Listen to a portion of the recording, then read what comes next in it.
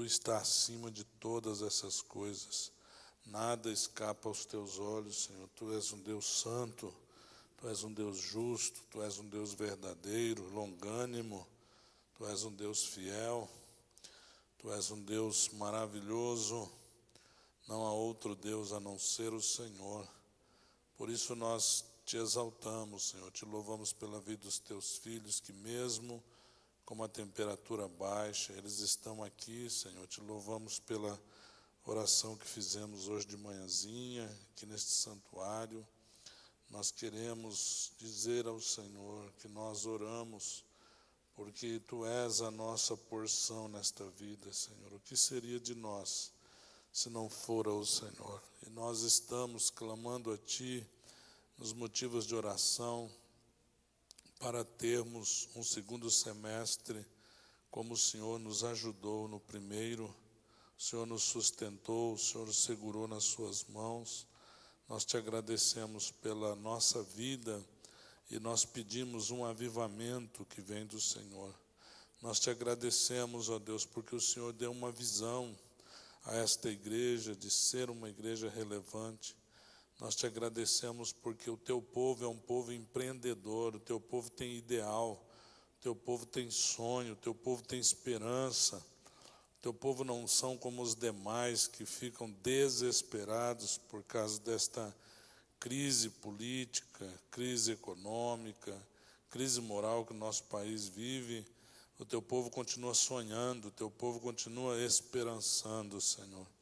Nós clamamos, ó Deus, para que a nossa visão de sermos uma igreja relevante para o Senhor, relevante para nós mesmos, com a comunhão, com a unidade, ó Deus, relevante para nós com a edificação, que nós possamos alcançar, Senhor, esta visão. Nós Te agradecemos pelos grupos musicais da Tua casa, desde a orquestra dos adolescentes, das meninas, dos meninos, desde o grupo de louvor, a nossa querida orquestra. Nós Te louvamos pelos nossos maestros, pelos instrumentos, pelos equipamentos que o Senhor nos deu. Te louvamos pela vida do pastor Joel, Te louvamos pela vida da irmã Jussara, do Júnior, de todos aqueles, Senhor, que se destacam aqui como professores de música, como instrumentistas, como estes amados que cantam, ó Deus, os grupos vocais, aqueles que solam, aqueles que fazem parte do coral, Senhor. Que coisa linda é termos pessoas que Te louvam na Tua casa, pelo que nós Te agradecemos.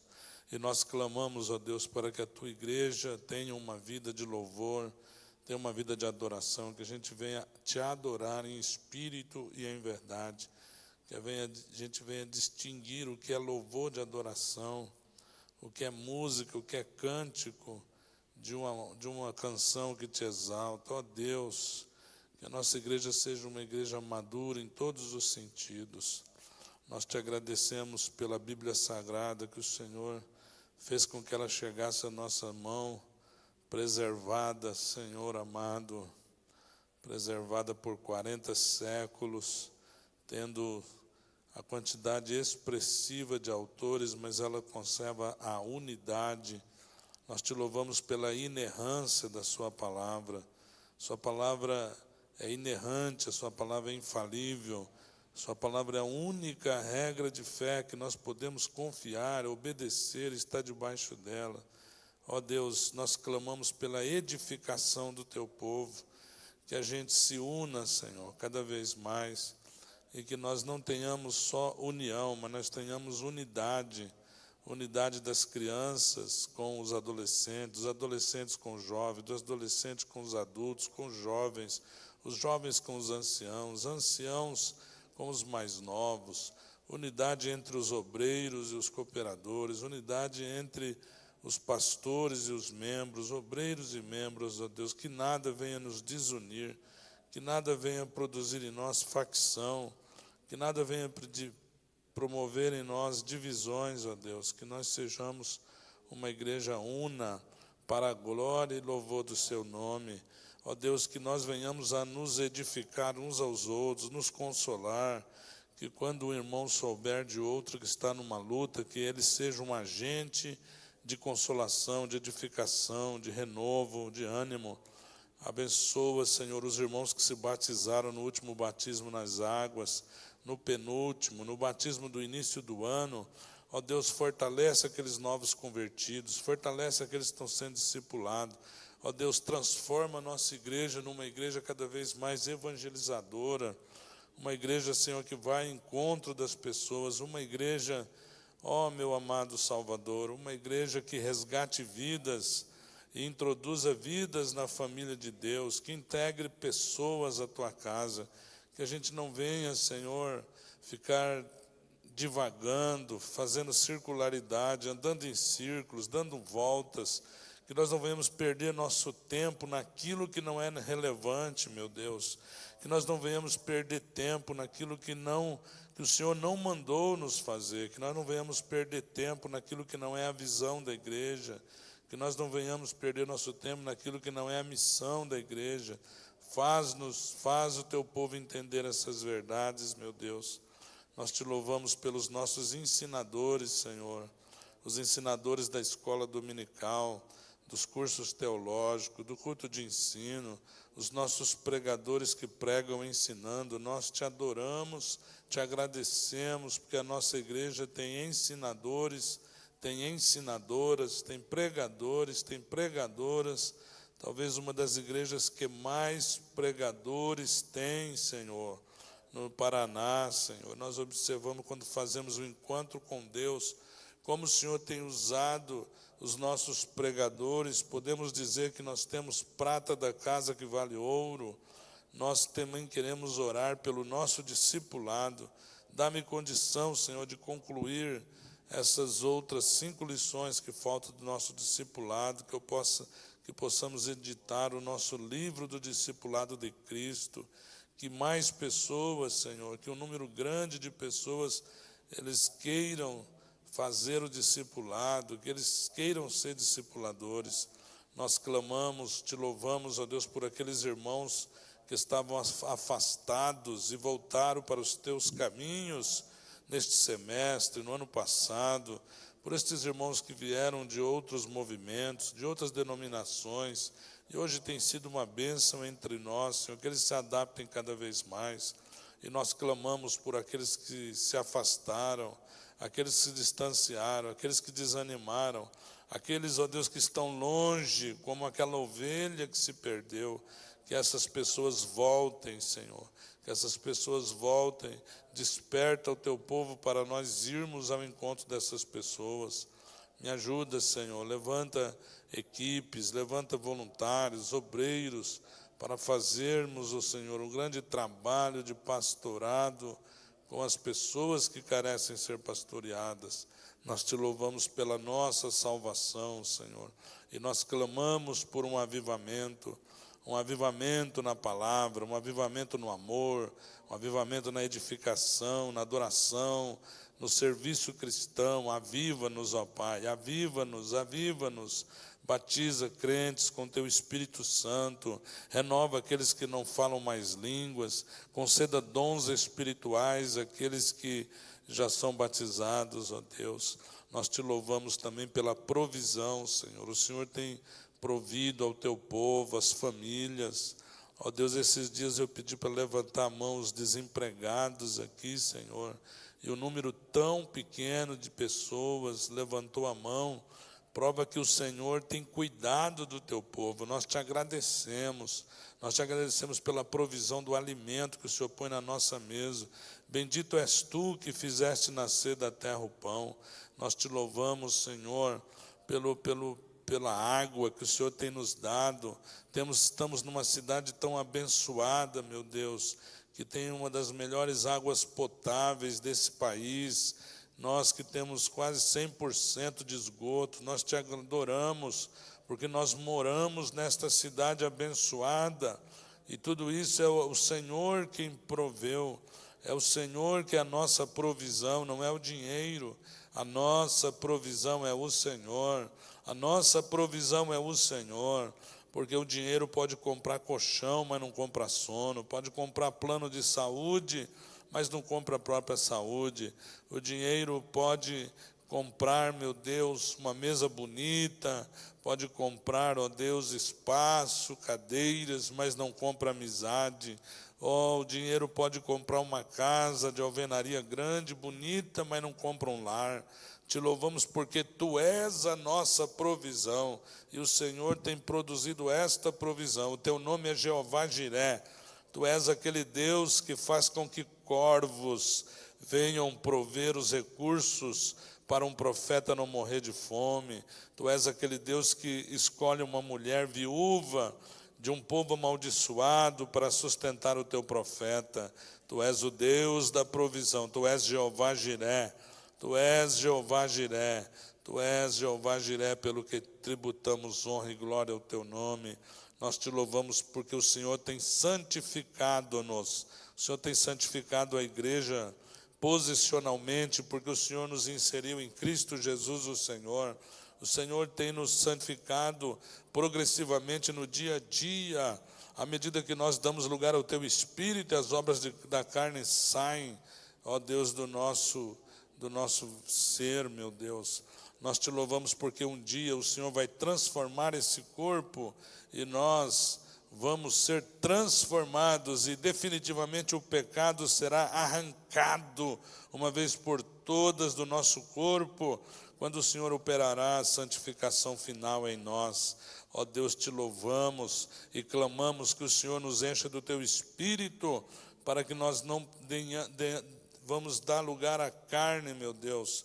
Que o Senhor nos encha com a Tua palavra produza fé no nosso coração, de modo que nós venhamos a vencer o mundanismo, que a Tua palavra no nosso coração, ela possa ir para a nossa mente, e ela explodir nos nossos lábios, quando nós combatemos Satanás, e nós declaramos que cremos que o Senhor já tirou dele aquela cédula que era contra nós nas suas ordenanças, e os pôs publicamente na cruz do Calvário, e deles triunfou. O Senhor triunfou sobre toda a potestade, e nós declaramos que essa igreja, nenhuma criança dela, nenhum adolescente, nenhum jovem, nenhum irmão, nenhuma irmã, nenhum ancião, nenhum obreiro, nenhum móvel, nenhum bem, nenhum recurso nosso tem parte com Satanás. Satanás está derrotado em nome do Senhor Jesus Cristo.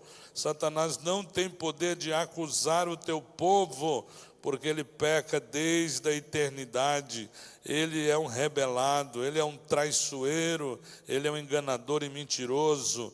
Por isso ele não tem poder de acusar nenhum filho seu que congrega nesta casa, em nenhuma das nossas congregações. Os congregados que estão se libertando de todo o pecado, que estão sendo discipulados, Satanás não tem poder de nos acusar.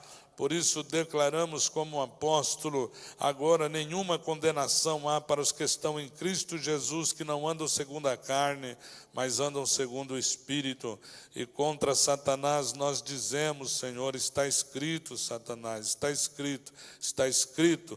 A palavra do Senhor na nossa boca é a espada do Espírito contra as hostes infernais da maldade, e em breve o Senhor vai derrotar, esmagar Satanás debaixo dos nossos pés.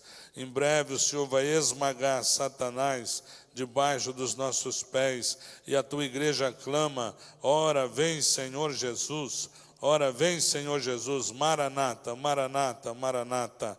Louvado seja o nome do Senhor para sempre.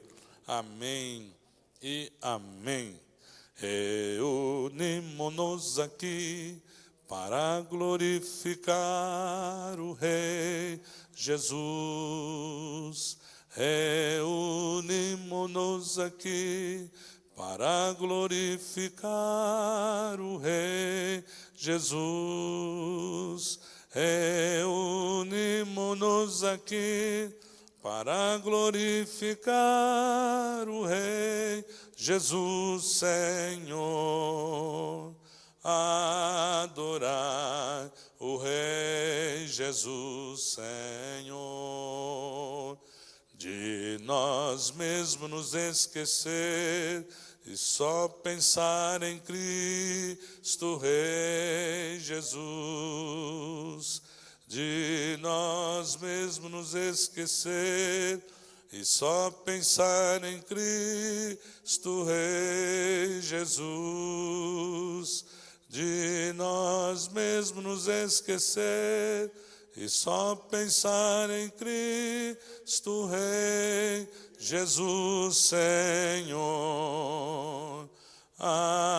Adorar o Rei Jesus Senhor.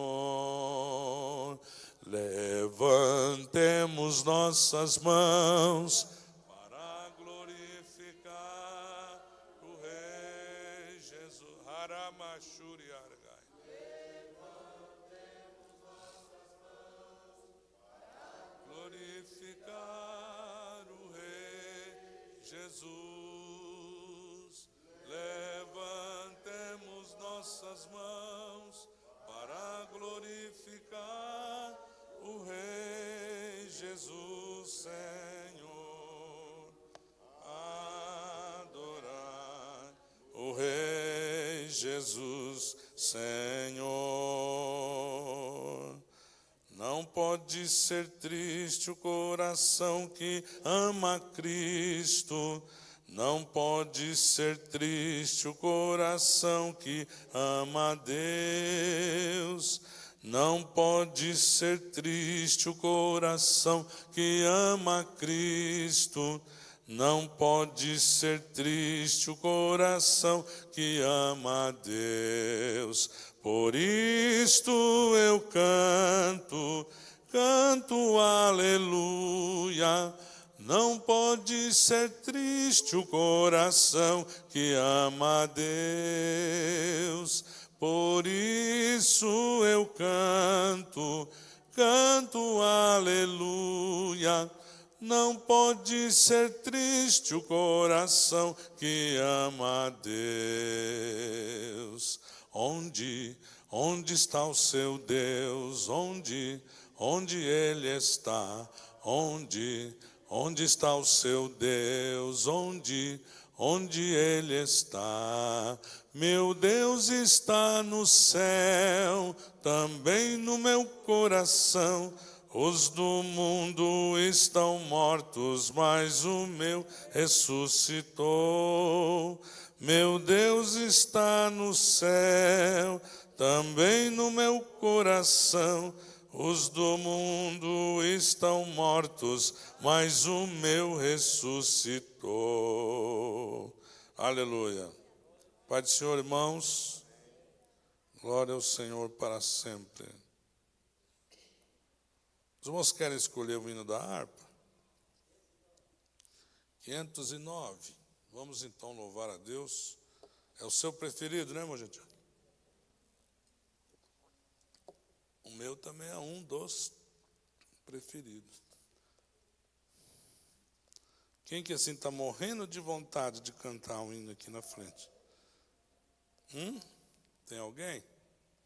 Que está assim com aquela vontade de cantar. Porque dia de frio, tenho receio de chamar os irmãos. Às vezes você está afônico, né? E aí eu faço você passar verso aqui, então tenho receio de chamar alguém. Mas se alguém tiver com vontade de cantar, pode vir. A gente deixa. Bom, parece que ninguém vai manifestar, então vamos cantar, né? Quando o Jordão passarmos unidos e entrarmos no céu, veremos lá, como a areia da praia os remidos, ó que gloriosa vista será. Tantos como a areia da praia, tantos como a areia do mar, que gozo sentirá todo salvo, pois verá, sim, tantos como a areia da praia.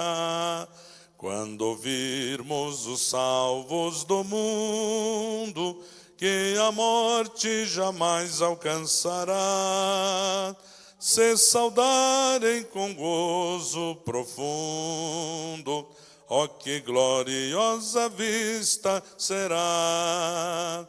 Tantos como a areia da praia, tantos como a areia do mar, que gozo sentirá todo salvo, pois verá, sim, tantos como a areia da praia, lá na margem do rio da vida, onde paz e justiça haverá, nós veremos a terra prometida. Oh, que gloriosa vista será! Tantos como a areia da praia, tantos como a areia do mar, que gozo sentirá todo salvo, pois verá, sim, tantos como a areia da praia.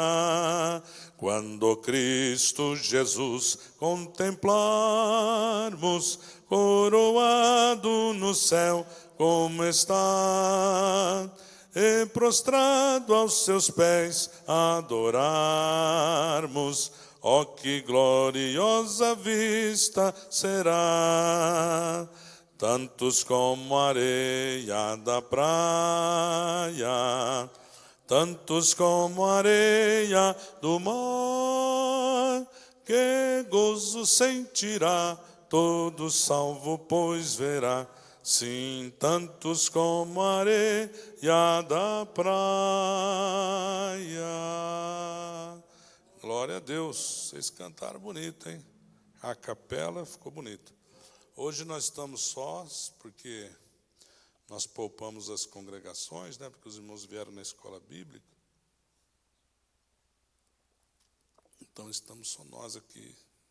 E ainda os vitoriosos, né? Os corajosos, né? Que venceram o frio. Para os chilenos ali não significa nada esse frio aqui, né? Mas até eles também, tudo encapotado ali. Então nós vamos ler a palavra de Deus, vamos otimizar o nosso tempo, né, meus irmãos? Gênesis 41, versículo 6, se vocês quiserem estar de pé.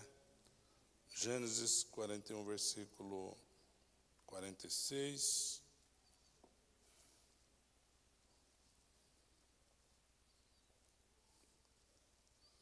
Que nós vemos uma fase da vida de um dos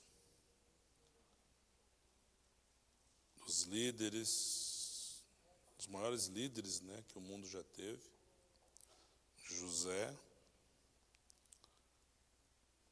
que foi até chamado de, com a expressão egípcia, né, Salvador do mundo. Ele não é um tipo de Jesus Cristo, porque o Novo Testamento não fala que ele é tipo, mas ele pode ser considerado uma ilustração tipológica. A gente só pode dizer que uma coisa é tipo na Bíblia se o Novo Testamento diz que é. Quando o Novo Testamento não diz, nós podemos dizer que algo é uma ilustração tipológica. É o caso de José, né? José foi mal compreendido pelos irmãos, José foi hostilizado, José teve que se rebaixar à posição de escravo, José não teve ninguém que o defendesse, José, pelo menos a Bíblia não mostra que ele tenha cometido pecado. Eu até nem gosto muito de pregar em José por causa disso, né? José é muito perfeito. Ele não cometeu, a Bíblia não diz que ele cometeu nenhum pecado, né? Com certeza cometeu, porque ele era um homem como qualquer um de nós, mas era um homem ilibado. Então nós vamos ler aqui um momento da vida dele bem interessante, que ele está diante de um rosto que o salva. A figura que normalmente na Bíblia é mostrada como negativa, mas aqui o faraó dessa dinastia, dessa época, que possivelmente foi mais ou menos no ano 1400 entre o 1498 e 1502 a.C., que fazia parte da dinastia dos Hyksos. Foi quando os asiáticos invadiram o Egito, derrubaram até a 11ª dinastia e assumiram o poder no Egito, e eram chamados de reis Hyksos, ou reis pastores, que eles vieram da Ásia. O egípcio tinha nojo de pastor. O egípcio, ele via a ovelha como um animal quase que amaldiçoado, por causa da cultura e da religião tradicional egípcia. Os Hyksos, eles eram faraós um pouco mais simples e mais apegados à pecuária. Por isso a simpatia também do faraó por esse moço.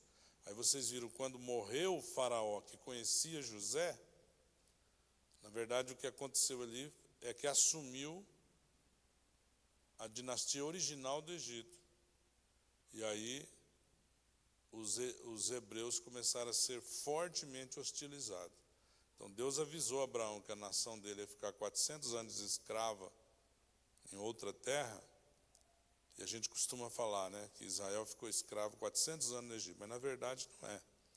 200 anos de Israel no Egito não foi ruim, foi bom. A outra metade é que começou a complicar as coisas, né? E especialmente os últimos 100 anos, que daí realmente eles eram tratados no chicote. Então nós vamos ler aqui, Gênesis 41, 46, diz assim: E José era da idade de 30 anos, quando esteve diante da face de Faraó, rei do Egito. E saiu José da face de Faraó e passou por toda a terra do Egito.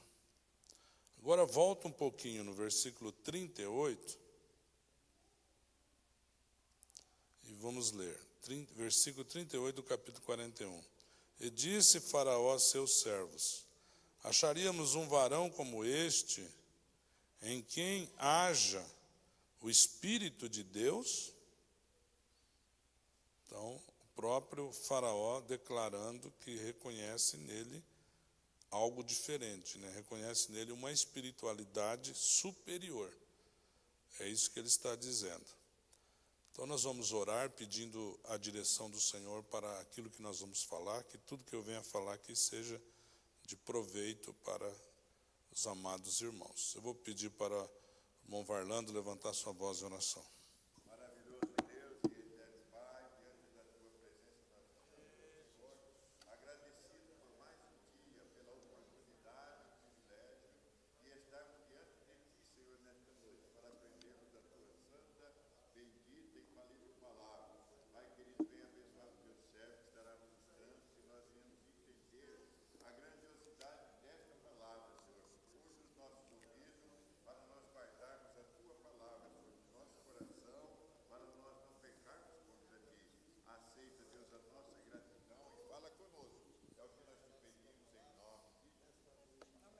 Amém, queridos, pode sentar-se.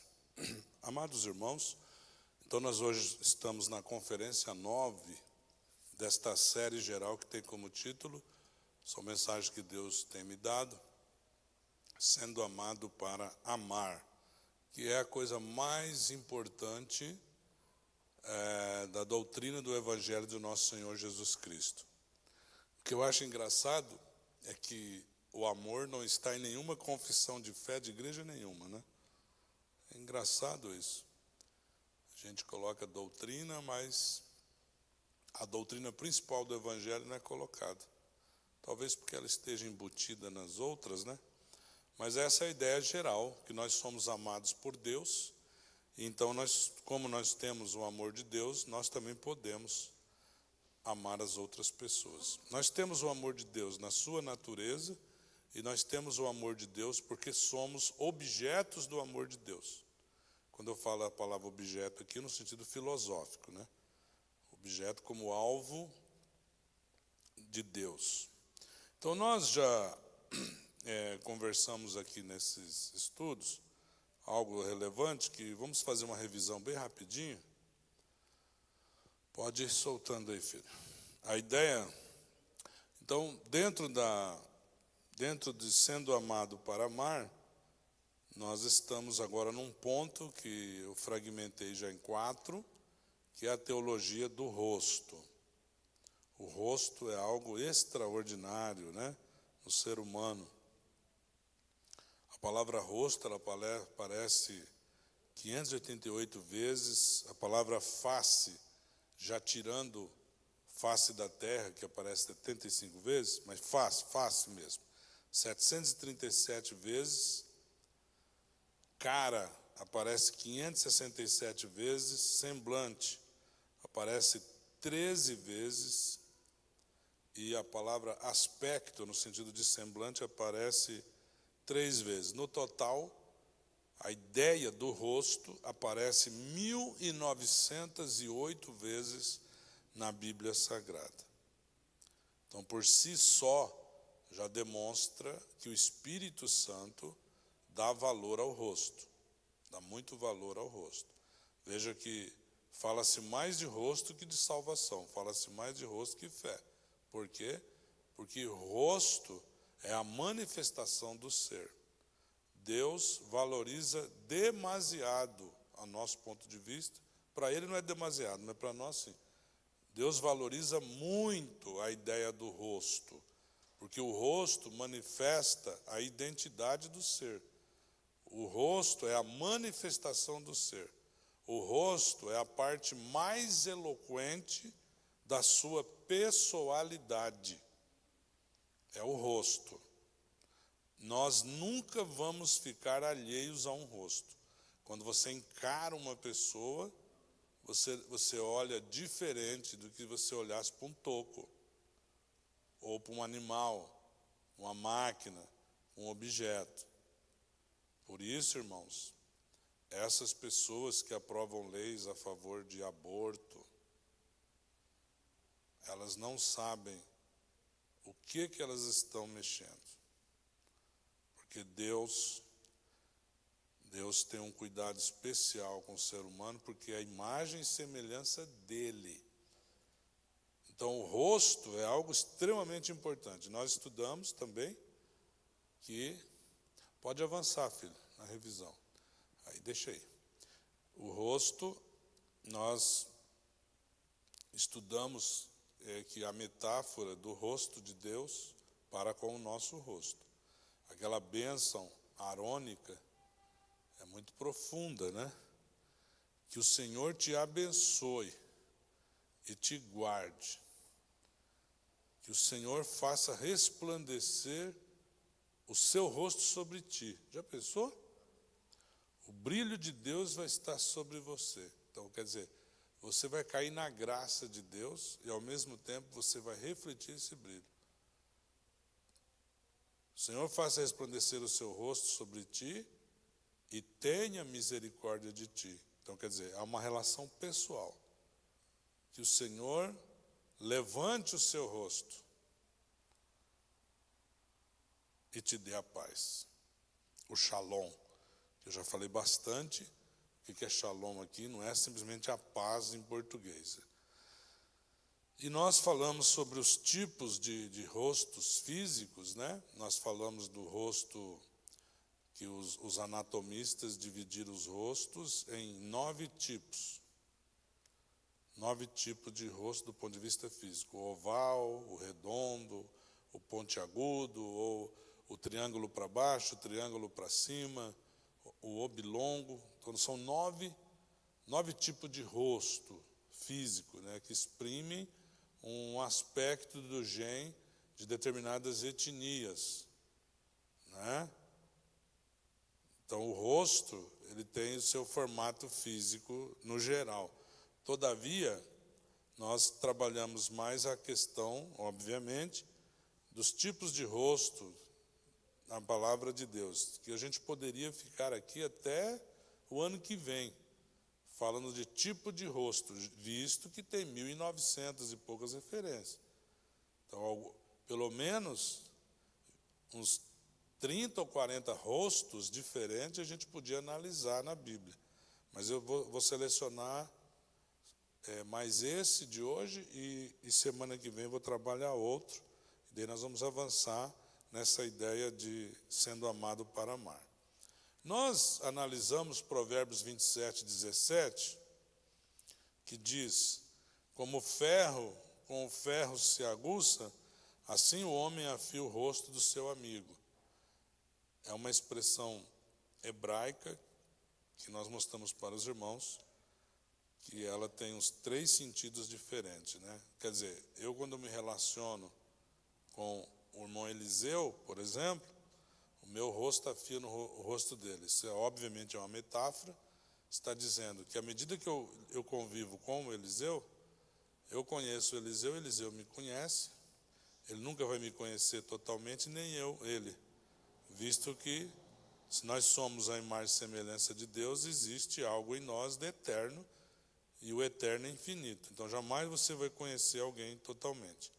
É muita presunção você achar que você vai conhecer a sua esposa, mesmo porque o manual delas é bem grande assim, né? O nosso é um pouco mais baixo, mas o delas é maior. Então, não tem como você conhecer. Não tem como. O ser humano é muito complexo. Mas com o ferro se aguça, quer dizer, o Eliseu vai ficar melhor com a minha relação e eu vou ficar melhor do que dele. Então, eu animo o Eliseu me anima. Então, tem vários sentidos essa palavra. Depois nós começamos a analisar tipos de rostos na Bíblia.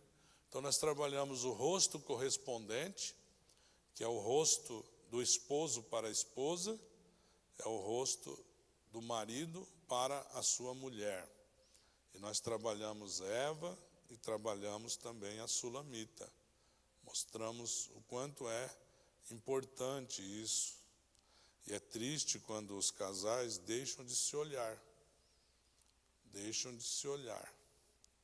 Então é muito importante que você olhe a sua esposa constantemente e você olhe os seus filhos constantemente. Eu lembro que uma vez o Aron tinha feito acho que 13 anos, 14. Aí ele reclamou que não tinha tênis para pôr, que os tênis estavam apertados. E aí eu falei para ele, então pega um do pai, que o pai usa pouco, pega aquele meu lá, cinzinha lá. Aí ele começou a dar risada, pai, o seu não me serve. Eu disse, não, como não serve? Pai, eu estou calçando 43, pai. Aí caiu minha ficha, né, o tempo passou, meu filho cresceu e eu nem vi ele crescendo. Então isso, agora tem uma desculpa, né, que a gente não fica olhando o pé, normalmente, das pessoas, mas o duro é quando você não conhece o rosto, né. Esses dias eu percebi que uma pintinha do rosto da minha filha aumentou no rosto dela, né, fiquei olhando assim, você está olhando, pai? Ué, essa pintinha aí aumentou, filha? Aumentou. Mas você repara na minha pintinha? Falei, claro que eu reparo na sua pintinha, né? Então a gente precisa olhar mais. Olhar mais. Então, o rosto correspondente, né, da adjutora idônea. Que não, a ideia do texto em hebraico não é porque a mulher que está ao lado do homem, e muito menos atrás do homem. E também não como o feminismo quer fazer, em cima do homem, né? Subjugando o homem. Ou medindo força com o homem. Não. A ideia do texto é de frente para o homem. É muito interessante essa ideia. É a ideia de complementar mesmo. Depois nós trabalhamos o rosto reconciliador de Esaú para com Jacó, quando Jacó insiste em dar os presentes, que vai custar uma bagatela de 2,5 milhões de reais, se fosse hoje. Ele insiste, o irmão não quer pegar os presentes, fala que ele tem bastante para ele já. Aí ele insiste, e ele argumenta: pegue porque você me tratou com benevolência, estava com medo de me encontrar com você, você me tratou bem. Pega porque eu vejo no teu rosto o rosto de Deus. Talvez seja por isso que o semblante de Caim descaiu, diante do seu irmão Abel. Então, é o rosto da reconciliação. Depois nós vimos o rosto tolo, que é a face da tragédia. E nós analisamos Nabal, um homem sem juízo, um homem arrogante, ingrato, irreconciliável. E ele, diante dos guerreiros de Davi, quase promoveu uma desgraça na sua casa, se não fora a sua esposa, que aí é o terceiro rosto, o quarto rosto que a gente analisou, que é o rosto da antitragédia, que se opõe ao seu marido, que é Abigail. Abigail, ela vai diante da face de Davi, e o texto diz exatamente isso. Ela vai diante da face de Davi, e Davi diante dela, e ela pede perdão pelo que o marido fez, e leva lá um monte de comida para os guerreiros de Davi, e aí então ela apazigua, por isso que eu chamo ela de antitragédia. Depois nós analisamos o quinto rosto. Eu errei a numeração ali, né? Pode voltar. O rosto luminoso. Quem lembra de quem é esse rosto? Quem lembra? Não. Moisés também era luminoso, mas era Jó. Jó, porque ele não tolhiu os pobres e marginalizados do brilho do seu rosto. Ou seja, ele sorria para o pobre. Ele era juiz, ele exercia a função de julgador, e ele nunca deixou de tratar bem um pobre. E a Bíblia diz, eu não me lembro agora, Jó 19, 15, Jó 29, 15 e 16, depois do 24, que o rosto dele brilhou em favor do pobre e do necessitado. Não para fazer injustiça em face do rico, que a Bíblia proíbe isso também. Não é porque ele é pobre e ele chegou lá mentindo, que não depositou fundo de garantia, que ele fez tanto de hora extra, fez isso, tudo mentira. A Bíblia condena você ajudar o pobre quando ele está mentindo. Não é isso. É você brilhar o seu rosto para o pobre quando ele precisa de ajuda, e essa ajuda vai configurar a justiça. E hoje nós vamos falar do rosto da oportunidade. Que o versículo pretexto, disparador para esse estudo é o que nós já lemos, Gênesis 41 e 46 e o 38. Então, o 41, 46 diz: e José era de idade de 30 anos. 30 anos. Então, os estudiosos entendem que de 7 em 7 anos, todas as células do seu corpo, elas vão se modificando. É um bloco de tempo muito grande de mudança. 7, 14, 21, 28, 35, 42, 49, assim, tudo em 7. Então, 30 anos, ele já passou, então, por 4 blocos de mudança radical do seu ser, do ponto de vista físico. 7 vezes 4, 28. Então, 30 anos é uma idade que o homem ele começa, já não é mais criança, pelo menos em tese, com essa idade, ele não é mais criança, não é mais adolescente, já deixou de fazer drama, e ele já está racionalizando as coisas, ele já Ele está deixando a fase de se apegar à narrativa e ele quer dissertação. Ele não quer mais só história, ele quer também argumentar, ele quer entender, ele quer argumentar, ele quer pensar. Então, 30 anos era a idade que o sacerdote ele começava o seu ministério mais efetivo dentro do tabernáculo. 30 anos. Foi com 30 anos que Jesus começou seu ministério. Para ser um senador na República do Brasil, o jovem tem que ter 35 anos. Se ele não tiver 35 anos, ele não pode ser senador. E também não pode ser presidente da República. Sim? Dissertativo. Ele deixa de se apegar só à história, com uma historinha com começo, meio e fim, e ele quer refletir sobre aquela história, o princípio que ela mostra, as ideias que ela mostra, as incoerências dessa ideia. Então, é nesse sentido. Então, há pessoas que Deus coloca na nossa frente, irmãos, que na hora você não percebe. Principalmente quando você é jovem, você é adolescente, você é jovem, ou você tem pouca experiência de vida, você não percebe que aquele rosto vai ser a grande sacada da sua vida. Daquela pessoa, ela vai encaminhar você, ou para o mal ou para o bem. Você pode notar que na sua história, teve pessoas que apareceram no seu caminho que te abençoaram ou te desgraçaram. Né? Faraó foi a grande esperança de José. José tinha tudo para dar errado. José tinha tudo para dar errado. José tinha tudo para se tornar um homossexual, do ponto de vista da psicanálise.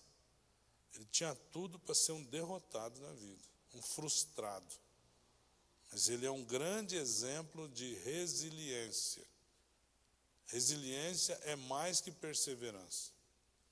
Resiliência é você pegar a força do ataque que fizeram contra ti e aquela força te leva a avançar. Como a vara do atleta que salta, aquele salto com vara, quando aquela vara enverga, dá a impressão que vai quebrar. Em vez de quebrar, trazendo aquele peso do atleta até aqui embaixo, você olha assim, meu Deus, vai quebrar esse negócio. É de um tipo de polietileno, né? Aquela vara dá a impressão que ela vai quebrar, todavia, aquela força que compactou ali, ela te empurra para cima. Aquela força, aquela concentração de força, que parece que ia quebrar, é que te leva para cima. Assim também é a vida. Há pessoas que a luta, em vez de abater a pessoa, deixa a pessoa forte, e com aquela própria força, ele usa. Então, na defesa pessoal, quem luta defesa pessoal sabe disso, né? O oponente vai te dar um murro, você usa a força que ele usou para derrubar ele. Então, você tira o seu corpo, a sua cara do murro, e pega aquela força que ele usou e você joga ele para o chão. Né? Então, é uma coisa bem interessante. José é um exemplo disso. E o que fez ele sair da situação difícil foi ele aproveitar a oportunidade. O rosto de Faraó. Então, ele chegou diante da face de Faraó. A etimologia da palavra presença quer dizer isso. Presença é estar diante de alguém. Na etimologia da palavra, lá nas profundezas da palavra, do latim e do grego, ela tem essa ideia. Presença é estar diante de.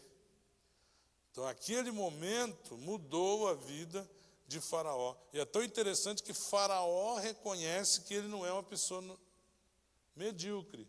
Ele é uma pessoa acima da média. Porque ele falou assim, nós acharíamos alguém que haja o Espírito de Deus? Então, eu quero destacar aqui com os irmãos algumas características do rosto da oportunidade. Na vida de José foi Faraó. Na sua vida pode ser outra pessoa. Pode ser um ancião que vai te ensinar coisas que você não sabe. Pode ser o teu chefe de trabalho que vai te ensinar uma técnica que vai fazer você ganhar o resto da sua vida. Isso aqui é uma mensagem boa para jovem, né? Pena que eles não vieram. Pode ser uma colega de trabalho, um colega de trabalho, o próprio pai, a mãe, o avô. Que aquela pessoa é a pessoa que você tem uma grande oportunidade, você não deve perder. O Khalil Gibran é um poeta árabe que eu gosto muito. Ele saiu da Arábia Saudita bem novinho, e ele foi criado no Líbano. Ele foi criado em Nova York, e ele tem uma poesia, um conto que chama O Profeta. Ele fala a história de um profeta que pregou 12 anos numa aldeia, e ninguém queria ouvir ele. Ninguém ouvia ele, ninguém dava bola para ele, ninguém prestava atenção nele. E um dia ele fez as malas. Fez as malas para ir embora. Aí quando ele estava embarcando no navio, o povo saiu tudo correndo. Não, não vai não, prega para nós agora. Não, eu fiquei 12 anos aí pregando para vocês não deram bola. Estou indo embora. Estou indo embora. Então tem pessoas que passam pela sua vida e você às vezes não aproveita. São pessoas que Deus coloca no seu caminho para te melhorar. E você perde. E você perde. Então você tem que estar discernindo espiritualmente e sempre orando, porque nenhuma pessoa, se você crê na soberania de Deus, nenhuma pessoa que chega perto de você é por acaso. Nenhuma pessoa. Você já viu profecia de mendigo? Mendigo já te parou na rua, olhou no teu olho e falou coisas para você? Talvez você fale assim, não, mas um mendigo não pode dar nada para mim. Você é um coitado. Às vezes Deus usa um mendigo. Quando Abraão foi visitado pelo Senhor, Abraão recebeu o Senhor. Aí chegou 2 anjos. Imagina, você está com o Senhor na sua casa, e aí chegou 2 visitantes. Ele falou para o Senhor, Senhor, o Senhor espera, eu vou atender os visitantes. E diz a Bíblia que Deus gostou que ele fez isso, que ele valorizou o visitante, a hospitalidade, a estar aberto para pessoas, visto que as pessoas são a imagem e semelhança de Deus. Então, José, ele esperava muito essa oportunidade. Então, vamos ver as características do rosto da oportunidade. Em primeiro lugar, o rosto da oportunidade é uma demonstração de que o nosso Deus é o Senhor da história. No Salmo 47, versículos 7 e 8, diz, pois Deus é o Rei de toda a terra. Cantai louvores com inteligência. Deus reina sobre as nações. Deus se assenta sobre o trono da sua santidade. Em Gênesis 41:1, diz, e aconteceu que ao fim de 2 anos inteiros, depois que ele tinha interpretado o sonho do copeiro, que esqueceu dele, Faraó sonhou, e eis que estava em pé junto ao rio. Então, aquele Faraó, imagina toda a história da dinastia, de 12 dinastias, irmãos. Você pega aí mais ou menos assim, 12 vezes 30, mais ou menos, vezes 40. 500 anos para trás, agora aquele homem está no poder, naquela situação, e o José está preso. Então, há pessoas que ainda acham que Deus joga dados. Não, Deus não brinca. E Deus está no controle, irmãos. Amém? Você crê que Deus é soberano? Então, os reis Ixos assumiram o poder antes de José estar naquela condição. Por quê? Porque eram os reis pastores que tinham simpatia pelo José. Se fosse outro rei, tem um hebreu lá no cárcere que interpreta sonho. Eu vou querer o quê com hebreu? Esse povo que fica cheirando ovelha aí, cheirando gado.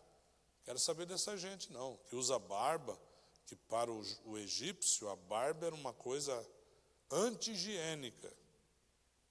Por isso que o José teve que se barbear para comparecer diante do faraó. Então, o rosto da oportunidade é uma demonstração que o nosso Deus é o Senhor da história. Às vezes, demitiram lá um chefe e contrataram outro chefe. E é aquela pessoa que vai ser o canal da bênção tua. Um ministro caiu e Deus fez com que outro ministro tomasse o poder, porque ele vai assinar uma lei que vai abençoar você e vai te ajudar. Então, Deus é o Senhor da história. Deus, ele não manipula a história, mas Deus, ele tem uma vontade dele para a história. É como se fosse assim, uma coluna vertebral que ele quer, e Deus vai usando os seus servos, que se abrem pelo seu espírito, de livre e espontânea vontade, e não como marionetes, manipulada por Deus no céu, e a pessoa vai fazendo a vontade dele. Deus, quando a Bíblia diz em Atos 13, em Romanos 13, que toda autoridade vem do Deus, ele não está falando da pessoa física. Ele está falando da patente. Ele está falando da presidência da República. Está falando da presidência do Senado. Está falando da presidência do Supremo Tribunal Federal. O órgão de autoridade é que veio de Deus, não a pessoa física comedora de arroz e feijão. Então, a pessoa física, Deus usa o seu povo. Só que na última eleição do Brasil, 30 milhões de brasileiros não compareceram. Você acha que o nosso Deus, que condena tanta preguiça, que condena tanta indiferença, que condena tanto a letargia, você acha que Deus aprovou esses 30 milhões de brasileiros dormindo, pescando, passeando? Obviamente, dos 30 milhões devia ter alguém que não podia mesmo, lógico. Mas eu não creio que seja mais de 5 milhões. Então, no mínimo, 20 milhões deles não foram votar por vagabundagem, por indiferença, por falta de amor à pátria. Vai ver se um coreano faz isso. Vai ver se no dia de eleição um coreano da Coreia do Sul fica em casa dormindo. Mas de jeito nenhum. Pois é. Então, Deus é soberano. Então, Deus usa o seu povo para fazer a vontade dele, aqueles que se abrem pelo Espírito. E há uma guerra quando se trata de poder. Eu não estou saindo do assunto, é o assunto. Deus é soberano, mas dele usa o seu servo. Por isso nós temos que orar, por isso nós temos que participar. Mas no caso de monarquia, aí não. O que definia a monarquia era guerras, poder bélico, dinheiro. O certo é que Deus, soberano, de algum modo, não vou dizer que ele manipulou, que senão dele não respeitaria o livre-arbítrio, mas o Deus que nós servimos fez com que o faraó, que tinha simpatia por pastor, é que estava no poder. E Deus, quando salvou vidas de egípcios, de fome, Ele estava sendo Deus. Porque o nosso Deus, ele não fica lá na eternidade lá e fala assim, não, eu vou salvar só os meus servos. Não. Deus, ele derrama chuva para todo mundo, diz a Bíblia. Deus faz o sol brilhar para todo mundo. A gente às vezes quer um Deus exclusivista, né? Mas o nosso Deus, ele é inclusivista, diferente. Mas ele é soberano. Então, o rosto da oportunidade é definido pela soberania de Deus. Sim?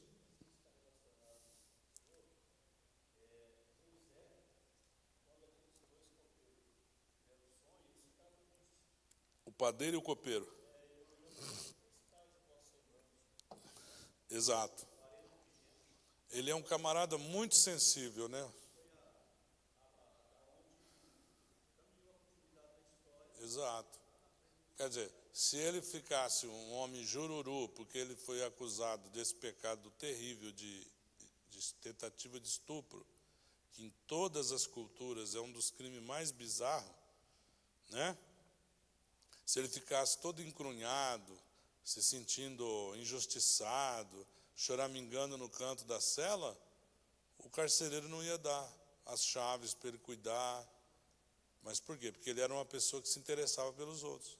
José é um camarada extraordinário, né? Que ele olhava no rosto das pessoas. Boa lembrança. Segundo ponto, o rosto da oportunidade surge na nossa vida depois de uma certa maturidade. E depois que nós vencemos também tentações e pecados. Olha quanto pecado e tentações que José teve que enfrentar para chegar naquele momento crucial da vida dele. Aquele momento que você fala assim, eu nasci para essa hora. Eu nasci para esse momento. Se você não teve essa experiência, você vai ter. E hora ou outra a gente tem. Parece que eu nasci para essa coisa. Eu nasci para esse momento. Eu nasci para fazer isso. Então, o rosto da oportunidade, ele surge depois que a gente venceu tentações e pecado. Se não, vejamos, quais pecados que José teve que vencer para ele não se tornar uma pessoa frustrada, para ele não ficar louco, para ele não ficar psicopata, para ele não virar criminoso. Primeiro, ele teve que vencer a poligamia do pai dele, que tinha mais de uma mulher. Isso não era brincadeira. Imagina, se a gente que vive a monogamia já tem uma dificuldade tremenda de conciliar as diferenças dos filhos, os gostos, as tendências. Agora, você imagina, você ter 1, 2, 3 mulheres, 4, como é o caso de Jacó, e aí aquela briga de irmãos, um meio-irmão, outro, uns meio-irmão, a maioria tudo meio-irmão dele. E aí a gente não sabe se é simplicidade dele ou se é alguma coisa que o José usava para se defender, porque ele sofria bullying de todo mundo. Agora inventaram essa palavra, né? Ele sofria esse bullying de todo mundo. Então, a difamação que ele fazia dos irmãos dele, falando, esse aqui deixou uma ovelha quase morrer, pai. Os outros 2 lá brigaram. Os outros lá não quiseram pegar água. Os outros lá demoraram para levar a ovelhinha para comer. Ele apacentava as ovelhas e dedava os irmãos. Então a gente não sabe se é um mecanismo de defesa dele ou se é ingenuidade dele. Parece que ingenuidade não é muito. Então eu falei que ele não peca, mas já estou arrumando pecado para ele, né? Né? Favoritismo. O pai dele dá uma túnica para ele toda colorida, irmão, é roupa de príncipe, no deserto. É cutucar a onça com a vara curta. E não era para um dia de festa, ele usava direto aquela túnica. Instigou inveja nos outros irmãos. Olha o que ele teve que vencer.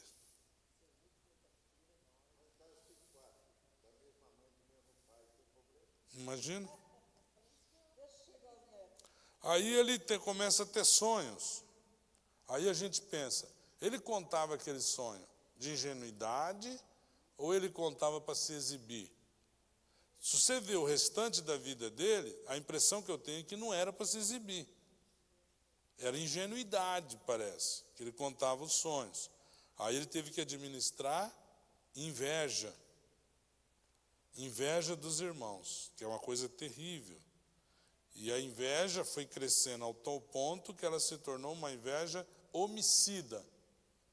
Planejaram matar e conspiraram contra o irmão, ou seja, fizeram reunião para traí-lo, desconsiderá-lo como irmão. Primeiro queriam matar, aí um dos mais velhos advogou, não vamos matar, vamos jogar no poço. E a ideia do Rubem era depois ir lá e tirar ele do poço. Só quando o Rubem chegou, já tinham vendido o irmão.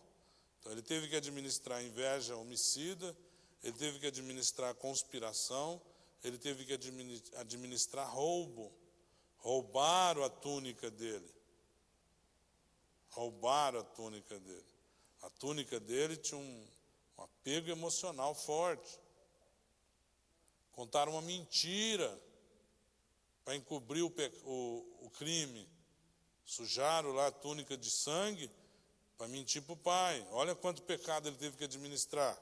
Ele tinha tudo para dar tudo errado, ele tinha tudo para ser um frustrado, tinha tudo para se matar. Negaram, omissão de socorro, banalizaram a vida dele, coisificaram ele, transformaram ele em objeto, venderam-no e venderam barato. Venderam barato. E a mentira crônica, o afastamento do pai. O menino que era tão apegado ao pai, porque a mãe já tinha morrido. Imagina, com 17 anos, 16, 17 anos de idade, os historiadores acreditam. Aí, distanciamento do pai dele. Ser escravo. Daí ele tem que administrar o assédio de uma mulher. Que a mulher de Potifar devia ser uma mulher bonita, uma mulher instruída, era da elite, era da corte. E a Bíblia diz que ele era formoso de corpo e de rosto. Além de ele ter um corpo bonito, sarado, ele era bonito. Então ele teve que administrar esse assédio sexual. Imagina. Aí depois ele teve que administrar uma acusação caluniosa de tentativa de estupro. E teve que administrar julgamento injusto, irmão. Tem coisa pior que existe, é você ser julgado injustamente. Coisa horrível. Ele teve que administrar tudo isso. Depois ele teve que administrar o esquecimento. Ele reinterpretou o sonho do padeiro, falou, infelizmente você vai morrer. E o copeiro, você vai viver, você vai ser exaltado, você vai voltar a servir o vinho do rei. Pelo amor de Deus, lembra de mim. Você sabe, eu estou aqui injustamente, me mandaram aqui para essa... Como é que ele usa a mesma palavra? Ele usou uma palavra bem... Me mandaram para esse poço, alguma coisa assim. Me mandaram para esse lugar aqui, eu não mereço estar aqui. Eu interpretei teu sonho. Lembra de mim, rapaz. Por favor, hein? Não, pode ficar tranquilo. Saindo daqui, a primeira vez que eu ver o faraó, já vou falar. Esqueceu. Agora, vocês acreditam que aquele esquecimento, até isso Deus parece que estava permitindo isso? Não é? Acho que sim. Então ele teve que administrar tudo isso. E você? Quais pecados você já teve que administrar na sua vida? Pecados do seu avô, pecados do seu pai, do seu patrão, dos seus professores de escola, pecados do seu trabalho, pecados da igreja. Mas a igreja também, pastor? Claro. Então, se você morrer nesses ataques de Satanás contra você, você não chega ao rosto da oportunidade. Você não chega àquele momento de Deus, porque você se entregou. José é um exemplo extraordinário. Ele dá a impressão que ele pôs ordem até dentro daquele buraco lá que os irmãos jogaram. Eu fico imaginando como é que ele ganhou essa confiança dentro do cárcere. Ele começou a ver que tinha briga para comer. Estou conjecturando. Aí ele resolveu o problema da briga. Só, gente, vamos ver, fala o seguinte, tá muita briga aqui, ó. Aí vocês brigam, jogam tudo o arroz no chão, a gente vai comer, não tem mais nada. Você tem que parar com isso, gente. Vamos fazer o seguinte, quem que é o mais velho aqui? Quem que entrou primeiro aqui nesse cárcere? Ah, foi o camarada ali que estrangulou a prima do rei. Então entra aqui você. Você entra aqui. E depois dele, quem é o mais velho? Você, vai entrando, vai entrando. Começou a fazer fila. Aí chegava o chefe do cárcere, que é? Ué, não está tendo aquela esbórnia que tinha antes? O que aconteceu? Ah, esse hebreuzinho aí, rapaz, o cara é gente boa, deu umas ideias legais aí. Ele foi para o fim da fila, mas organizou. Ah, legal. Aí ele chegou outro dia, viu as latrinas tudo limpa. Falou, ué, o que aconteceu com vocês? Não, o hebreuzinho aí começou a lavar as latrinas, a gente ficou com dó dele. Pirralhinho, a gente começou a lavar também. E é legal, porque daí para de cheirar tanto. Ah, bom. Ele, hora ou outra, ele inventava um negócio para melhorar o ambiente. Ele não era derrubado, não, por causa dos pecados que ele sofreu. Tem pessoa que leva uma bordoada na vida, aí ele se encrunha assim, entra dentro de uma toca e ninguém tira ele de lá. José não era assim, não. Aí o carcereiro viu, esse cara é bom. Escuta, meu filho, eu vou relaxar um pouquinho tua prisão, vou deixar você tomar sol, e vou te dar a chave também. Você cuida dessa turma para mim? Me ajuda aí? Dessa sala para cá, você que cuida, eu fico só lá. Ah, tudo bem. E ele entendia de contabilidade, que ele tinha trabalhado na casa do Potifar, sabia fazer conta, cara inteligente, só prosperava. Onde punha ele? Agora, o segredo qual era? A presença do Senhor era com José. E o que a Bíblia diz sobre o Espírito de Deus, sobre o Senhor Jesus em você? Ele está dentro de você, irmão. Ele não está só com você, ele está em você. Olha que diferença. Amém? Você pode louvar a Deus por isso? Terceiro lugar. O rosto da oportunidade surge diante de nós como meio de Deus cumprir os sonhos dele e as promessas que ele nos fez, gente. Quanto sonho que você já teve? Tem sonho, e principalmente aquele sonho que você sonha mais de uma vez, umas metáforas mirabolantes que você acha que você percebe que aquilo não é uma coisa normal. Não é porque você comeu feijoada à noite. É que Deus está prometendo algo a você. Pessoas que ouviram profecias realmente de Deus. Pessoas que ouviram pregações que se tornaram mensagens proféticas. E quando a pessoa falou, Deus ministrou no seu coração que aquilo era para você.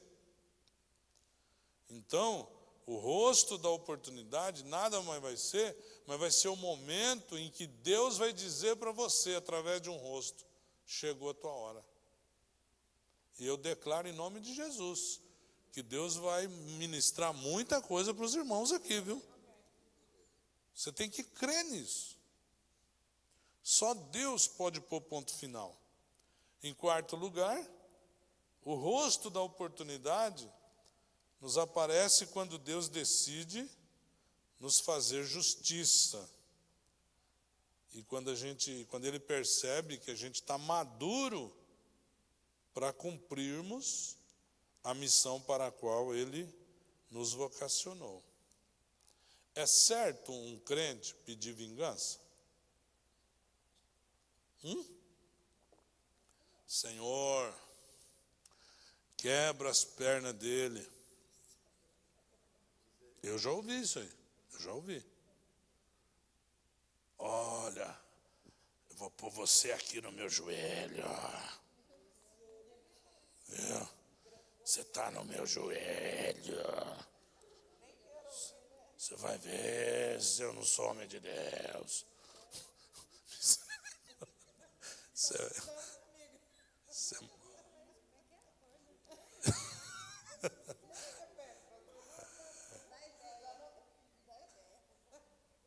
coisa diabólica, irmão. Vingança. O crente não pode pedir vingança. Mas o crente pode pedir justiça. Pode pedir justiça. Mas não é pedir aquela justiça querendo o mal do outro. A Bíblia diz no Salmo 103, versículo 6, o Senhor faz justiça e juízo a todos os oprimidos. O que é o juízo? Ele julga. Que o que os homens fazem aí? Os homens não julgam às vezes. Demora para julgar. Vocês já viram falar da tragédia da Gameleira? Os dois ali já ouviram, né? A tragédia da Gameleira foi um acidente a pior tragédia da construção civil brasileira. Março de 1971, em Belo Horizonte. Na zona oeste de Belo Horizonte, o governador queria se aparecer com a obra, mandou acelerar, tinha 500 funcionários trabalhando. Os funcionários que estavam na parte de baixo avisaram que estava estralando a estrutura, tinha umas fissuras fora do normal. Aí não sabe se o terreno trabalhou além do normal, porque o engenheiro era muito bom e a obra era do arquiteto Oscar Niemeyer. Todavia, aquela obra caiu e matou 130 trabalhadores.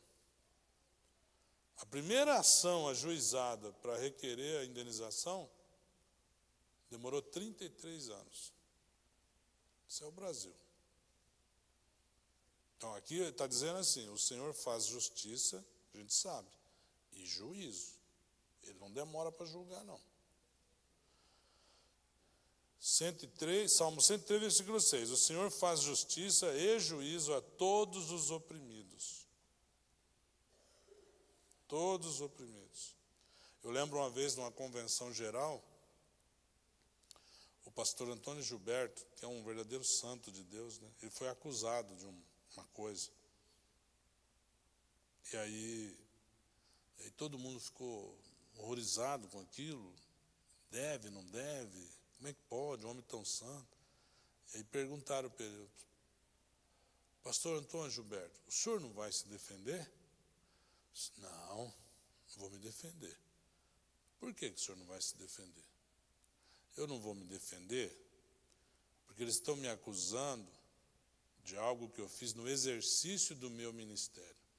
Quem me chamou para o ministério foi Jesus Cristo. Eu não vou me defender. Jesus vai me defender. Jesus vai me defender. Se Ele me chamou, Ele vai me defender. E Jesus realmente defendeu Ele. Então, o Senhor faz justiça e juíza todos os oprimidos. Todas as injustiças de José foram consertadas quando ele viu o rosto daquele faraó. O Salmo 146, versículo 5, abra lá. A Bíblia diz assim, bem-aventurado aquele que tem o Deus de Jacó por seu auxílio, e cuja esperança está posta no Senhor seu Deus, que fez o céu e a terra, o mar e tudo quanto há neles, e que guarda a verdade para sempre, que faz justiça aos oprimidos, que dá pão ao faminto. O Senhor solta o encarcerado, mas não é qualquer encarcerado. Ele solta o encarcerado que está preso injustamente, ou que já venceu a pena.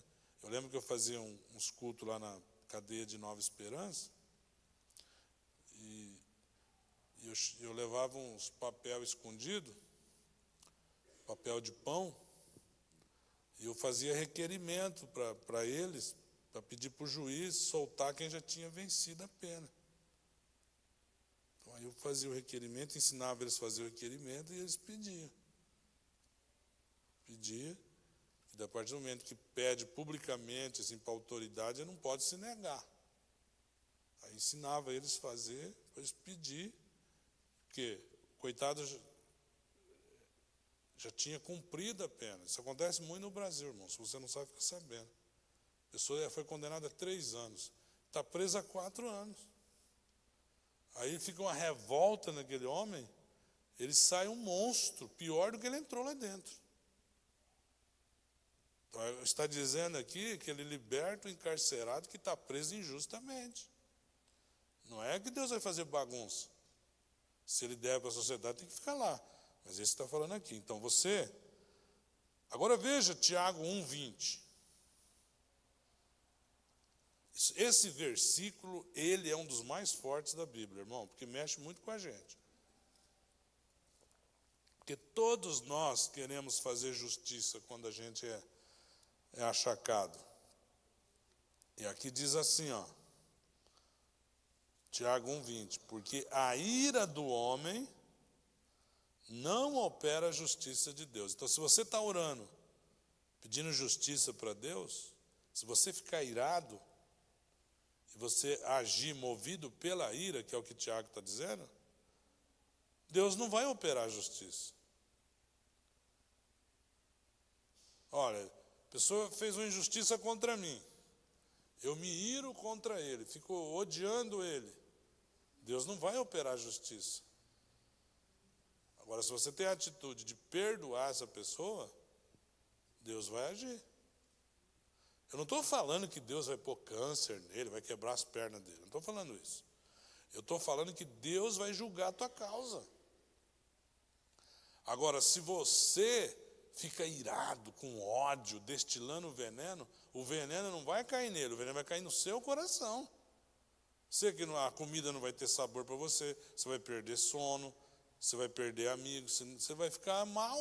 Então você só vai levar prejuízo. Então é isso que Deus está dizendo pelo apóstolo Tiago. Porque a ira do homem não opera a justiça de Deus. Então, o nosso... E a justiça de Deus é em amor. É. Então, o rosto da oportunidade, ele aparece quando Deus decide fazer a justiça para você. Aquela promoção que não vem, né?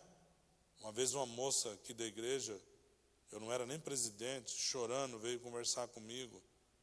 Todo mundo tinha sido promovido na empresa dela. Gente até que não tinha feito faculdade tinha sido promovido. E ela já estava fazendo uma pós-graduação, não era promovida. Aí depois ela foi descobrir por quê, porque ela não saía com o diretor para um motel. Que era crente em Jesus, uma menina santa. Então você acha que Deus, ele não está vendo isso? Talvez ela não vai ter a resposta dela naquela empresa, mas Deus vai preparar outra coisa para ela. E como de fato preparou. Você crê que Deus é justo? Amém? Quinto ponto. O rosto da oportunidade nos aparece quando dons que Deus nos deu, eles devem ser utilizados. E normalmente, o dom que Deus deu para você não é para você ficar rico, não é para você se beneficiar. Deus não dá um dom para mim para eu me candidatar politicamente usando o dom que Deus me deu. Deus não pode dar um dom para mim e eu usar aquele dom para eu ganhar dinheiro em cima do dom. Então, o dom é para administrar aos outros o que recebeu do Senhor. Amém? Amém? Qual o pé de manga que come a própria manga? Nenhum. Então, o dom que Deus dá para você, não é para você se beneficiar com esse dom. Esse dom é para você abençoar o corpo de Cristo.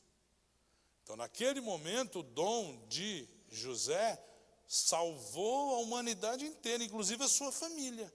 Agora, como Deus não é injusto, Deus fez ele ser promovido. Saiu do cárcere e foi ser a segunda pessoa do Egito. Pois não, Edson, pode falar.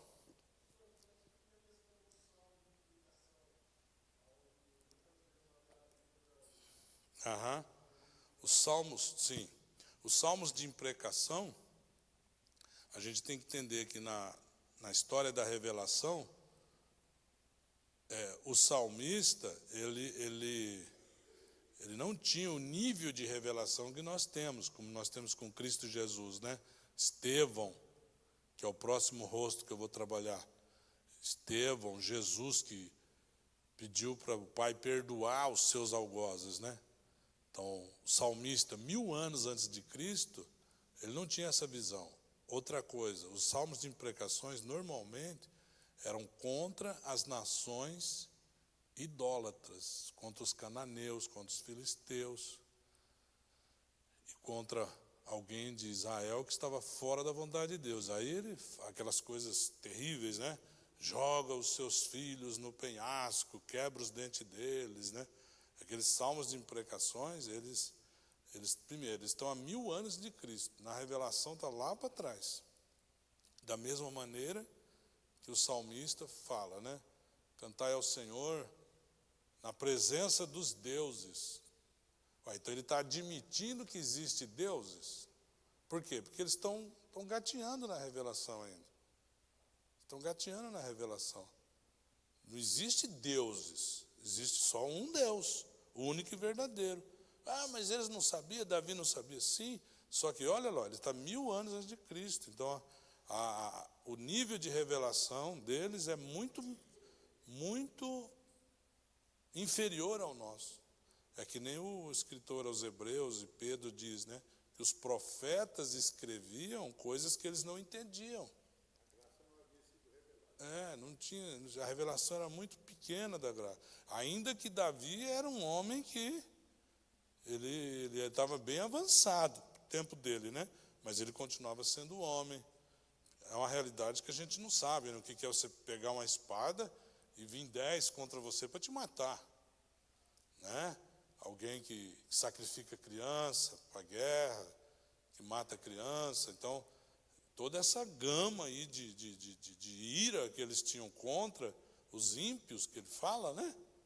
Que leva a ele essa emoção toda, né? De falar aqueles salmos absurdos, né? Agora, o que eu acho mais absurdo é como eu vi esses dias aí, numa igreja, o pastor da igreja incorporou aqueles salmos e estava falando dos inimigos dele, meus Deus, né? Que são os membros da própria igreja. Como é que pode, né? Aí que é um absurdo, né? Sim?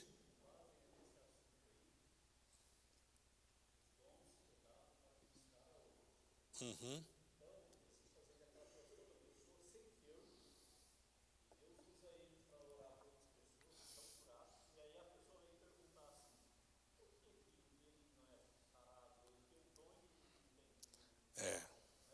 Isso é um grande mistério, né? No livro da história das Assembleias de Deus, o Nabucodonosor pessoa Sarai e morreu para Deus. São as coisas que a gente não consegue entender, né? Um dia, quem sabe, a gente vai perguntar para Deus, né? Sexto lugar, para a gente caminhar para o final, o rosto da oportunidade. Quando ele aparece para a gente não pode ter falsa modéstia. Tem pessoas, irmãos, que eles sofrem na vida porque ele tem um conceito muito ruim de humildade. Está lá, 10 pessoas numa sala, no escritório. Aí tem o nosso irmão que se destacou a tal ponto que vai ser promovido. E tem um antes dele que é mais velho, 10 anos de firma. Aí chegou o momento da promoção. Ah, mas coitado dele. Está mais 10 anos aí. O senhor não quer pôr ele em vez de mim? Humildade não é isso. Ninguém vai pagar as contas dos teus filhos. Ninguém vai lá no mercado comprar para você. Você que tem que lutar por sua família. Então, a gente não pode confundir as coisas. Se Deus colocou alguém no teu caminho para te promover, abrace, meu irmão. Amém? Deus te deu condição de você comer carne todo almoço. Imagina, se você for comer a carne e começar a pensar em quem está passando fome, e você não consegue celebrar com sua família a alimentação que Deus te deu, o que você deve fazer é distribuir o que você tem um pouco para quem não tem. O pão que entrou na tua casa não é só teu. Por isso que Jesus ensinou o pão nosso, que além de ti é do teu irmão. Agora, a pessoa deixar de comer, não ter prazer na comida, porque você está pensando que ninguém não tem o que comer. Né? Ou você não conseguir dormir à noite, porque você está pensando nas pessoas dos moradores de rua que não tem cobertor. Graças a Deus, o nosso prefeito está fazendo uma coisa bonita com eles, né? Agora, imagina uma pessoa que não dorme porque está pensando em quem não pode dormir. Então, aí é não entender o plano de Deus na sua vida, né? Então, a falsa modéstia, o que José fez? Olha, o senhor tem que colocar um homem sábio, um homem inteligente, o senhor deve guardar 20% dos recursos. E eu até acho que ele foi arrumando a roupa dele, assim, na hora que ele estava falando, né? O senhor tem que arrumar uma pessoa assim, né? O faraó ficou olhando, o homem sabe tudo que tem que fazer, por que eu vou querer outro? Nenhum desses magos meus aqui interpretaram meu sonho? Não, meu filho, vai você mesmo, então. Que coisa, né? E o faraó falou assim, ó, ninguém vai levantar um pé se você não deixar. Já pensou o que Deus faz, né? É muita coisa, né? Para a gente encerrar, que eu já estou com dó de vocês que esfriou muito, o rosto da oportunidade aparece para definir o sentido da nossa vida, a nossa missão. Você entende? Eu nasci para esse momento. Eu estou aqui porque Deus tem um plano na minha vida. É maravilhoso isso. E isso se configura com pessoas. Exatamente. E nem sempre essas pessoas são crentes. Veja que era Faraó, que não cria no Deus de Israel, Yahvé. Amém, meus irmãos? Então, que Deus abençoe a sua vida, que Deus coloque no seu caminho muitos rostos abençoadores, rostos da oportunidade de Deus na sua vida. Eu lembro que uma vez eu recebi uma carta na minha casa, eu recebi uma bolsa para fazer um mestrado. Eu não tinha nem acabado meu curso ainda. E eu fui pedir um conselho para uma pessoa. Todavia, eu pedi o conselho para a pessoa errada. A pessoa, em vez de me aconselhar, que era um professor meu, que eu considerava muito, um homem da tinha idade para ser meu pai, ele ficou com inveja de mim. E aí ele passou a me perseguir por causa daquilo. Então, você toma cuidado também para quem que você pede conselho. Você pensa que vai ser a pessoa que vai ajudar você vai achar uma confusão para a sua vida. Então, por isso você tem que orar e pedir discernimento. E, às vezes, aquela pessoa, que às vezes nem serve Deus, é que vai te ajudar. Então, nós temos que andar em discernimento. Você tem que estar vivendo em oração, porque você lida com gente o dia inteiro. Vai que você vai topar com uma pessoa que vai mudar a história da sua vida. Entendeu? O irmão Marcos, vamos pegar ele como exemplo. Marcos é um ourives. De repente ele faz um serviço para alguém, e de repente essa pessoa está testando ele, para ver se o serviço dele é bom, e aí vai fechar com ele um pacote até o resto da vida dele. Pode acontecer ou não pode? Pode. Então você tem que estar em constante discernimento. Porque às vezes aquelas pessoas que você acha, esse vai me ajudar, às vezes você se engana. E aquela, não, você não vai me ajudar. Às vezes é aquele que vai te ajudar. Então, mas como é que eu vou saber, pastor? Ore. E quando acontecer, Deus vai te falar. Amém? Glória a Deus. Nós falamos de Jó, né, que foi luminoso para com os pobres, e a nossa contribuição de hoje é para as pessoas mais carentes que nós. Então, se os irmãos trouxeram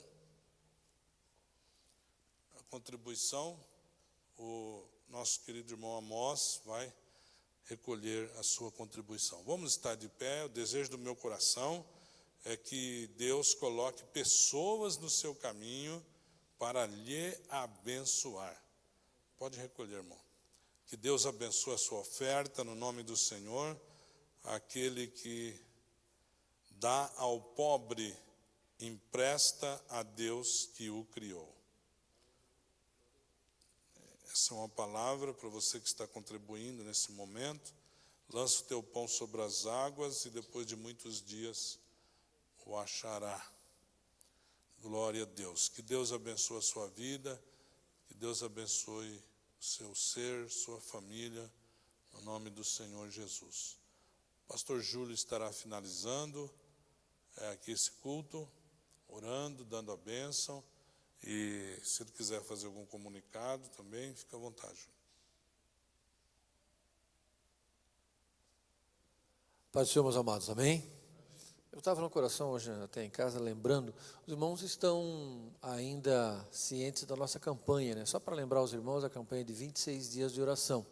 Então, todos os dias no templo, das 6h30 às 7h30, existe um grupo chamado pelo nosso pastor de sustentadores de oração, mas não é só esse grupo que deve vir. Na verdade, nós convidamos todos os irmãos que puderem estar aqui antes do seu horário de trabalho. Se puder dar uma passadinha aqui, é fácil, né? Porque é das 6h30 às 7h30. Nós estamos orando de segunda a sábado. No domingo é das 7h30 às 8h45, 15 para as 9, né? Além dessas orações, é importante lembrar que existe aquela oração de 5 minutos antes da sua refeição, 5 minutos quando você chega em casa e bota o chinelinho, o pijaminha depois do banho, né? E 15 minutos, é isso, né, pastor? Após a hora que você for se deitar. Então, naquela hora que você faz de oração lá de despedida, né? Quando você vai dormir, você lembra de orar 15 minutos pelas necessidades que são apresentadas ali. Eu acho que já foi passado para a grande maioria, né? Dos grupos e dos irmãos, que são elencadas ali com respeito a IADCMAR. Amém? Graças a Deus. Vamos orar ao Senhor então para despedir já, pastor? Pai Celestial, nós te louvamos e te agradecemos, ó Deus querido, pela tua bondade e pela tua misericórdia, de estarmos aqui nesta noite para louvar e engrandecer o teu nome e ouvir a tua palavra.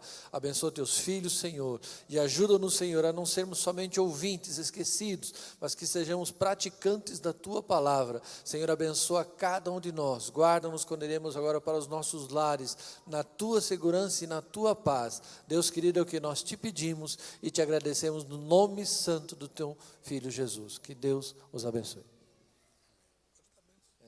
Que o amor de Deus, a graça de nosso Senhor e Salvador Jesus Cristo e a comunhão do Espírito Santo de Deus seja com todo o povo do Senhor. E todos digam amém. Deus os abençoe. Cuidado com esse tempo, meus irmãos. Proteja o vosso pescoço, as costas. Cuidado. E faça como